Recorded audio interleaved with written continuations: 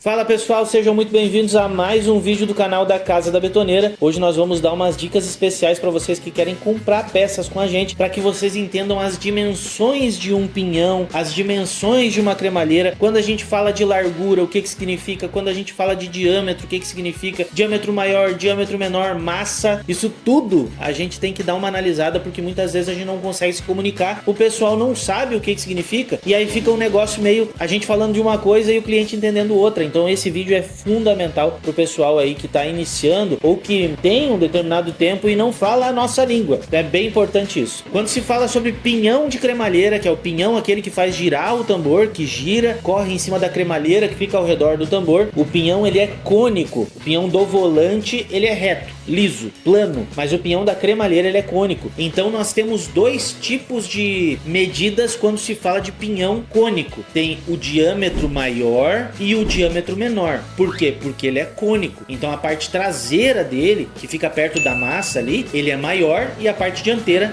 menor. Então ele é o diâmetro maior e diâmetro menor. Essa é a nomenclatura correta. Diâmetro maior e diâmetro menor. Fala, Gu. Para o pessoal visualizar melhor, tem que pensar nele na betoneira, na posição original dele na betoneira. Sim, na posição de trabalho, né? Isso. A gente tá imaginando a posição de trabalho. Quando tu olha para um pinhão, tu não olha o pinhão de cima, tu olha ele na máquina. Então, quando tu for desmontar, tu tem que levar isso também em consideração, no ângulo que ele está na máquina. Então, a parte traseira vai estar para um lado, a parte dianteira vai estar para o outro, e tu tá olhando ele como se fosse na lateral do pinhão. Tem que dar muita atenção para isso. Então, nós temos na parte traseira um diâmetro, que é o diâmetro maior, na parte dianteira um diâmetro, que é o diâmetro menor, levando em consideração que os desgastes, né, Gu, vão transformar o pinhão num pinhão reto, e a maioria do pessoal pensa: nossa, esse pinhão aqui é cônico, mas o meu é reto. É reto porque tá desgastado, então tem que tomar bastante cuidado com isso. Então tem esses dois modelos de diâmetros em um pinhão. Tem outra coisa muito importante: existem pinhões que tem massa traseira. A massa traseira é um ressalto que faz com que o pinhão se distancie do rolamento, é um distanciamento para que ele case em cima certinho da cremalheira. Inclusive tu pode usar alguma base entre o pinhão e o rolamento para que ele centralize na cremalheira, mas isso é papo para um outro vídeo. A parte traseira do pinhão ele pode ser ou reta, ou ter uma massa pequena, ou ter uma massa grande. A massa é o ressalto que existe ali atrás. Existem massas que servem para botar um pino, né, Gu? Tem a estrutura ali para botar um pino, que é o caso do pinhão da Horbach, por exemplo, que ele é pinado, ele não tem chaveta. Tem um furo de 25 com um pino que se atravessa. Então nós temos diâmetro menor, diâmetro maior e uma massa. Quando se fala sobre largura total, é considerada a massa também. A largura total do pinhão é com a massa junto. Largura total, por isso o nome total. Largura do dente é outra coisa, é a largura só do dente. E lembrando, gente, quando eu falo pra vocês isso, é exatamente o que o Gustavo falou. Lembrando que a máquina, ela trabalha com o pinhão daquela forma. Então tu vai tirar da máquina e vai analisar. Vai ser mais fácil pra te analisar até na própria máquina, muitas vezes, sem desmontar. Por exemplo, o pessoal pode até pensar assim: não, mas é meio complicado, porque muitas vezes tem que desmontar. é verdade, tu tem que desmontar a máquina em alguns modelos. Mas, por exemplo, Gu, o modelo da Menegotti Rental, profissional no caso, e o modelo da Top 1000, dá pra fazer essa medida lá sem desmontar a máquina? Tá. Pois é, e como é que se faz? Aqui na largura do pinhão. Aí, ele tá montado no lugar, tu consegue chegar com uma fita métrica ali, ou tu consegue chegar com um graveto, quebra o graveto no tamanho, vai lá e mede na trena, tu vai saber a largura. Na Menegotti só tem dois tipos de pinhões na linha de 400 litros dos modelos aí dos últimos 10 anos. Então, leva isso em consideração que a gente tá falando. Largura total é a largura com a massa traseira, ou sem a massa traseira é a largura total do produto. E a largura do dente, tu sabe que é a largura só do dente em si, ali da parte onde tem a dentição. Para vocês conseguirem entender, esse é o começo. Aí nós temos outras coisas, nós temos furação. O que é a furação? Furação é o furo, bem simples de entender. O que é o rebaixo frontal? Rebaixo frontal é um rebaixo na frente, na face daquela peça, assim como tem um ressalto traseiro, que é a massa, pode ter um rebaixo frontal, que é um rebaixo para te botar um anel no eixo, para te botar um parafuso no eixo. Então, rebaixo frontal é na face do produto ali, da peça. E ressalto é na parte traseira, que é a massa que nós estamos falando. Um ressalto traseiro e um rebaixo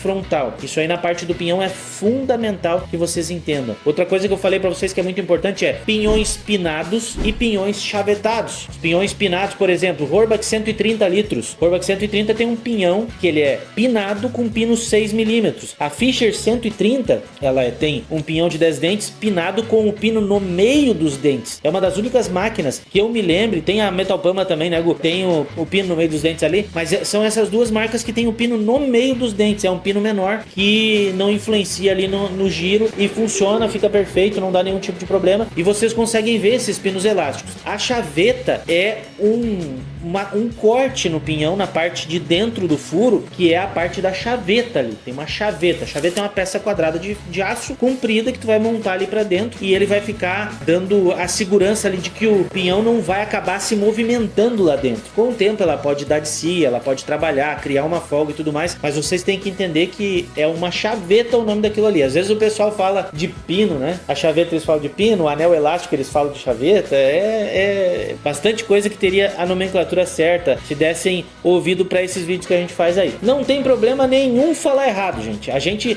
descobre aqui, mas o pessoal que compra sempre com a gente já tá sabendo disso. E aí a gente conversa mais fácil com o cliente. E quando se fala então sobre cremalheiras, a gente tem outras medidas. Por exemplo, largura da cremalheira. O pessoal acha que é diâmetro e na realidade não é. É largura da cremalheira em si. A cremalheira é um arco. Ela é um aro, uma peça que é um tipo um aro. Esse aro ele tem diâmetro externo, diâmetro interno e obviamente se tu pegar o diâmetro externo e diminuir o diâmetro interno, tu vai saber qual é que é a largura da cremalheira se tu dividir por 2, porque o diâmetro externo menos o diâmetro interno, ele dá uma medida. Por exemplo, vamos pegar uma cremalheira que tenha o diâmetro interno, vamos botar um número fora da casinha. Vamos pegar uma cremalheira que tem um diâmetro externo de 1000 milímetros, 1 metro, e vamos pegar, isso é a parte externa, né? E vamos pegar aí uma cremalheira com um interno de 800 milímetros.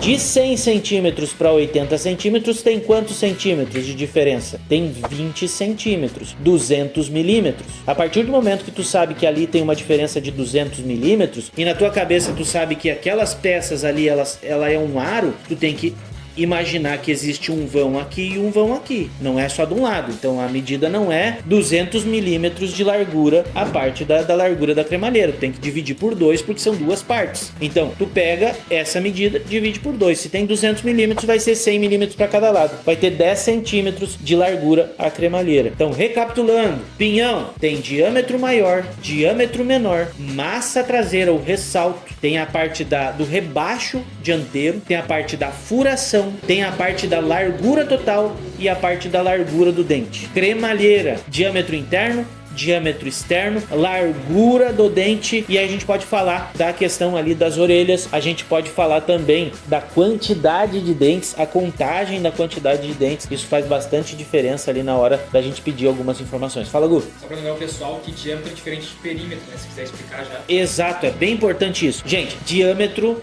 é ponto A até o ponto B, é de um lado a outro da cremalheira, é o diâmetro, de um lado a outro. Ele é 180 graus, tu pega um ponto, faz 180 graus daquele ponto pro outro lado, tu vai ter ali o diâmetro em um círculo. Seria a maior distância entre os dois pontos num círculo. Exatamente, se tu tem um arco, se tu tem um aro ou um círculo, uma circunferência, vamos tratar pelos nomes técnicos, né? Uma circunferência, bota aquele ponto ali. O ponto mais distante daquele ponto é o diâmetro. Então, o diâmetro não é à toa que é 2 vezes o raio. O raio é de uma beirada ao centro e o diâmetro é 2 vezes aquela beirada ao centro que dá a distância completa do diâmetro. 2 vezes o raio. E o perímetro não tem nada a ver. Imaginem que vocês vão ter um aro, uma circunferência onde vocês vão cortar com uma tesoura aquela circunferência e abrir aquela circunferência. Esse é o perímetro. Essa é a circunferência da peça que vocês estão medindo. Então, o diâmetro é a medida de um lado a outro, o perímetro é abrir aquela circunferência e medir de uma ponta a outra. E a circunferência, a fórmula da circunferência é o diâmetro vezes 3.14, que é o π. Então é muito simples de tu fazer essa medida. Quando tu tem, por exemplo, o diâmetro, descobrir aí qual é que é o perímetro, ou quando tu tem o perímetro, tu descobrir como é que é o diâmetro. Se tu tem o diâmetro, tu vai multiplicar por 3,14 para achar o perímetro. Se tu tem o perímetro, tu faz o quê? quê? Tu divide por 3,14 para achar o diâmetro. É bem simples,